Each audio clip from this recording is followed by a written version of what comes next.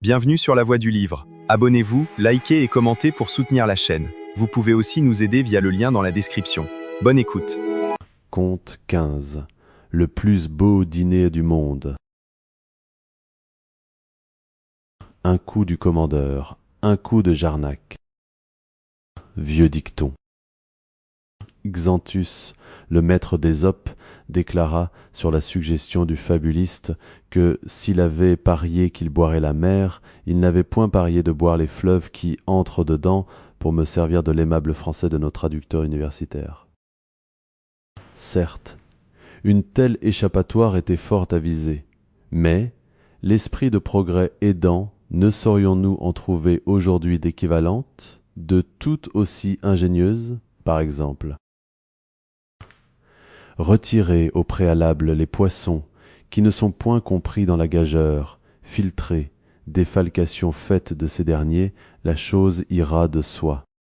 Ou, mieux encore, j'ai parié que je boirais la mer, bien, mais pas d'un seul trait. Le sage doit ne jamais précipiter ses actions, je bois lentement. Ce sera donc simplement une goutte, n'est-ce pas, chaque année. Bref, il est peu d'engagements qu'on ne puisse tenir d'une certaine façon, et cette façon pourrait être qualifiée de philosophique. Le plus beau dîner du monde.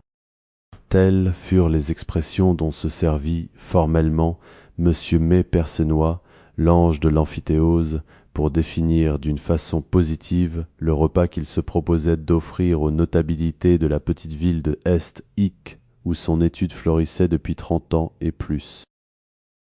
Oui, ce fut au cercle, le dos au feu, les basques de son habit sous les bras, les mains dans les poches, les épaules tendues et effacées, les yeux au ciel, les sourcils relevés, les lunettes d'or sur les plis de son front, la toque en arrière, la jambe droite repliée sur la gauche et la pointe de son soulier verni touchant à peine à terre, qu'il prononça ces paroles.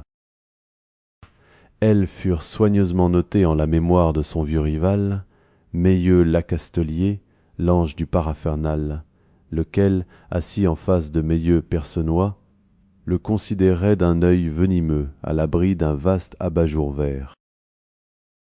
Entre ces deux collègues, c'était une guerre sourde depuis le lointain des âges. Le repas devenait le champ de bataille longuement étudié par M. Percenoix et proposé par lui pour en finir. Aussi M. Mel Lacastelier, forçant à sourire l'acier terni de sa face de couteau-poignard, ne répondit-il rien sur le moment. Il se sentait attaqué. C'était l'aîné. Il laissait Percenoix, son cadet, parler et s'engager comme une petite folle. Sûr de lui, mais prudent, il voulait, avant d'accepter la lutte, se rendre un compte méticuleux des positions et des forces de l'ennemi. Dès le lendemain, toute la petite ville de Dites fut en rumeur. On se demandait quel serait le menu du dîner. Évoquant des sauces oubliées, le receveur particulier se perdait en conjectures.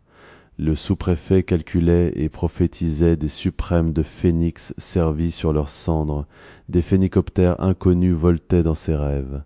Il citait Apicius. Le conseil municipal relisait Pétrone, le critiquait. Les notables disaient « il faut attendre » et calmaient un peu l'effervescence générale. Tous les invités sur l'avis du sous-préfet prirent des amers 8 jours à l'avance. Enfin, le grand jour arriva. La maison de M. May Percenoix était sise près des promenades, à une portée de fusil de celle de son rival.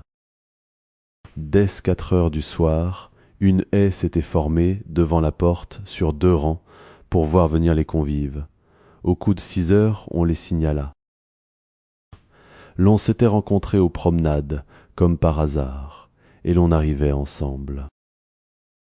Il y avait d'abord le sous-préfet donnant le bras à madame Lacastelier, puis le receveur particulier et le directeur de la poste, puis 3 personnes d'une haute influence, puis le docteur donnant le bras au banquier, puis une célébrité, l'introducteur du phylloxéra en France, puis le proviseur du lycée et quelques propriétaires fonciers. Mais Lacastelier fermait la marche, prisant parfois d'un air méditatif. Ces messieurs étaient en habit noir, en cravate blanche, et montraient une fleur à leur boutonnière. Madame Lacastelier, maigre, était en robe de soie couleur souris qui trotte, un peu montante. Arrivés devant le portail, et à l'aspect des panonceaux qui brillaient des feux du couchant, les convives se retournèrent vers l'horizon magique. Les arbres lointains s'illuminaient, les oiseaux s'apaisaient dans les vergers voisins. Quel sublime spectacle! S'écria l'introducteur du phylloxéra en embrassant, du regard, l'Occident. Cette opinion fut partagée par les convives qui humèrent un instant les beautés de la nature comme pour endorer le dîner. L'on entra. Chacun retint son pas dans le vestibule par dignité. Enfin, les battants de la salle à manger s'entr'ouvrirent. Percenoix, qui était veuf, s'y tenait seul, debout, affable. D'un air à la fois modeste et vainqueur, il fit le geste circulaire de prendre place. De petits papiers portant le nom des convives étaient placés comme des aigrettes sur les serviettes pliées en forme de mitre. Madame Lacastelier compta du regard les convives, espérant que l'on serait 13 à table. L'on était 17. Ces préliminaires terminés, le repas commença, d'abord silencieux. On sentait que les convives se recueillaient et prenaient, comme on dit, leur élan. La salle était haute, agréable, bien éclairée. Tout était bien servi. Le dîner était simple, 2 potages, 3 entrées, 3 rôtis, 3 entremets, des vins irréprochables, une demi-douzaine de plats divers, puis le dessert. Mais tout était exquis, de sorte que, en y réfléchissant, le dîner, eu égard aux convives et à leur nature, était précisément pour eux le plus beau dîner du monde. Autre chose eût été de la fantaisie, de l'ostentation, eût choqué. Un dîner différent eût peut-être été qualifié d'atellane, eût éveillé des idées d'inconvenance, d'orgie, et madame Lacastelier se fût levée.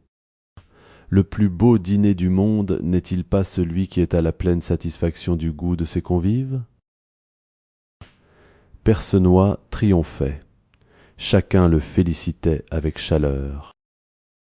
Soudain, après avoir pris le café, Monsieur Lacastelier, que tout le monde regardait et plaignait sincèrement, se leva, froid, austère, et, avec lenteur, prononça ces paroles, au milieu d'un silence de mort. J'en donnerai un plus beau l'année prochaine. Puis, saluant, il sortit avec sa femme. M. Percenoix s'était levé. Il calma, par son air digne, l'inexprimable agitation des convives et le brouhaha qui s'était produit après le départ des Lacastelier. De toutes parts, les questions se croisaient. Comment ferait-il pour en donner un plus beau l'année prochaine, puisque celui de maître Percenoix était le plus beau dîner du monde? Projet absurde, équivoque, inqualifiable, non avenu, risible, puéril, indigne d'un homme de sens. La passion l'avait emporté, l'âge peut-être. On rit beaucoup. L'introducteur du phylloxéra, qui, pendant le festin, avait fait des mamours à madame Lacastelier, ne tarissait pas en épigrammes. Ah, en vérité, un plus beau. Et comment cela? Oui, comment cela? La chose était des plus gaies. Il ne tarissait pas. M et Percenoix se tenaient les côtes. Cet incident termina joyeusement le banquet. Portant au nu l'amphitryon, les convives, bras dessus, bras dessous, s'élancèrent à la débandade hors de la maison, précédés des lanternes de leurs domestiques. Ils n'en pouvaient plus de rire devant l'idée saugrenue, présomptueuse même, et qui ne pouvait se discuter de vouloir donner un plus beau dîner que le plus beau dîner du monde. Ils passèrent ainsi, fantastiques et hilars, dans la haie qui les avait attendus à la porte pour avoir des nouvelles. Puis chacun rentra chez soi. M. Lacastelier eut une indigestion épouvantable. On craignit pour ses jours. Et Percenoix, qui ne voulait pas la mort du pêcheur, et qui d'ailleurs espérait encore jouir l'année suivante du fiasco que ferait nécessairement son collègue envoyé quotidiennement prendre le bulletin de la santé du digne tabellion. Ce bulletin fut inséré dans la feuille départementale, car tout le monde s'intéressait au pari imprudent. On ne parlait que du dîner. Les convives ne s'abordaient qu'en échangeant des mots à voix basse. C'était grave, très grave. L'honneur de l'endroit était en jeu. Pendant toute l'année, M. Lecastelier se déroba aux questions. 8 jours avant l'anniversaire, ses invitations furent lancées. 2 heures après la tournée matinale du facteur, ce fut un branle-bas extraordinaire dans la ville. Le sous-préfet crut immédiatement de son devoir de renouveler la tournée des amers, par esprit d'équité. Quand vint le soir du grand jour, les cœurs battaient. Ainsi que l'année précédente, les convives se rencontrèrent aux promenades, comme par hasard. L'avant-garde fut signalée à l'horizon par les cris de la haie enthousiaste. Et le même ciel empourprait à l'Occident la ligne des beaux arbres, lesquels étaient de magnifiques pieds de hêtre appartenant, par préciput et hors part, à M. Percenoix. Les convives admirèrent tout cela de nouveau. Puis l'on entra chez M. et Mme Lacastelier et l'on pénétra dans la salle à manger. Une fois assis, après les cérémonies, les convives, en parcourant le menu d'un œil sévère, s'aperçurent, avec une stupeur menaçante, que c'était le même dîner. Était-il mystifié? À cette idée, le sous-préfet fronça le sourcil et fit en lui-même ses réserves. Chacun baissa les yeux, ne voulant point, par ce sentiment de courtoisie, de tact parfait qui distingue les personnes de province, laisser éprouver à l'amphitryon et à sa femme l'impression du profond mépris que l'on ressentait pour eux. Percenoix ne cherchait même pas à dissimuler la joie d'un triomphe qu'il crut désormais assuré, et l'on déplia les serviettes. Oh, surprise! Chacun trouvait sur son assiette quoi?